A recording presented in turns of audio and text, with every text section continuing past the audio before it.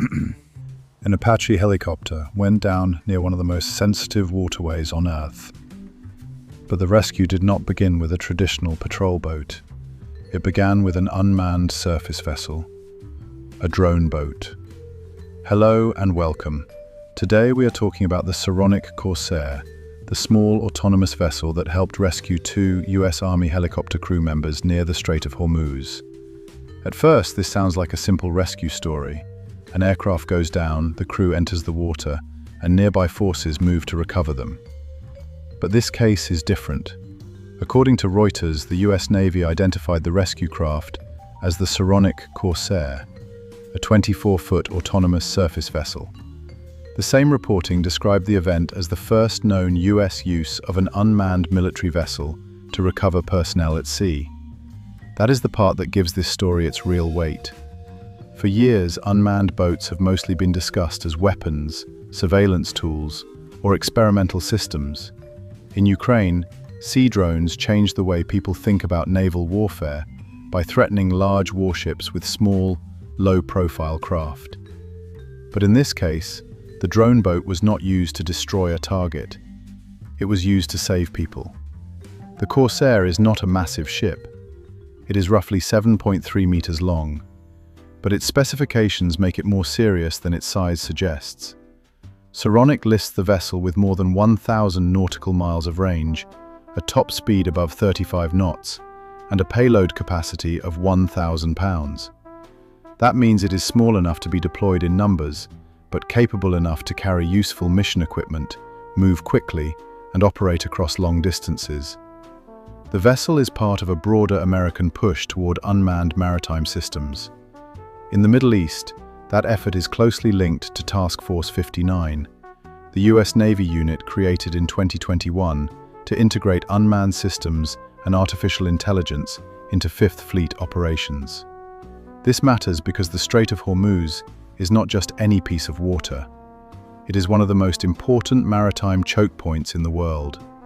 Oil, gas, military traffic, commercial shipping, and regional tension all meet in a very narrow space. In that environment, every rescue mission, every patrol, and every response carries more risk than usual.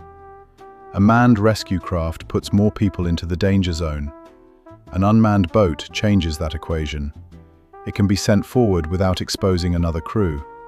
It can reach a survivor, carry equipment, relay information, and move people or supplies while larger assets stay farther back. In a contested maritime zone, that kind of flexibility is valuable. And that is why the Corsair rescue has high news value. It is not only about the aircraft. It is not only about the crew. It is about the moment when an unmanned naval platform performed a mission that normally requires people to enter danger. The technical details still matter. Corsair's 35+ knot speed gives it the ability to respond quickly across open water. Its 1,000+ nautical mile range gives it persistence. Its 1,000-pound payload means it can carry sensors, supplies, communications equipment, or mission-specific packages. But the most important feature is not just speed, range, or payload. It is presence. A small, unmanned boat can already be in the area before a crisis happens. It can loiter, monitor, patrol, and then suddenly become useful when something goes wrong. That is exactly why this story feels different from a normal drone demonstration. This was not a trade show model. This was not a concept video. This was a real mission near a real conflict zone, involving real crew members in the water. Still, there are limits to what we know. Public reporting does not fully explain how autonomous the Corsair was during the rescue. It is not clear whether it navigated independently, whether it was remotely piloted, or how much human control was involved at each stage.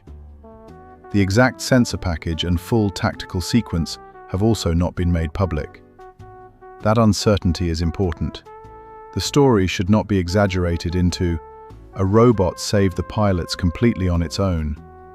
A more accurate conclusion is stronger. The US Navy had an unmanned surface vessel close enough, capable enough, and trusted enough to use it in a real personnel recovery mission. That is the shift. For a long time, unmanned naval systems were treated as future tools, useful one day, experimental for now. The Corsair rescue suggests that future is already entering normal operations, not as a replacement for every ship, sailor, or helicopter, but as another layer in the force. A more accurate conclusion is stronger. The US Navy had an unmanned surface vessel, close enough, capable enough, and trusted enough to use it in a real personnel recovery mission. That is the shift. For a long time, unmanned naval systems were treated as future tools, useful one day, experimental for now. The Corsair rescue suggests that future is already entering normal operations, not as a replacement for every ship, sailor, or helicopter, but as another layer in the force. A layer that can scout, patrol, carry payloads, support rescue missions, and reduce the number of people placed directly in danger. So the headline is simple: a drone boat helped save an Apache crew.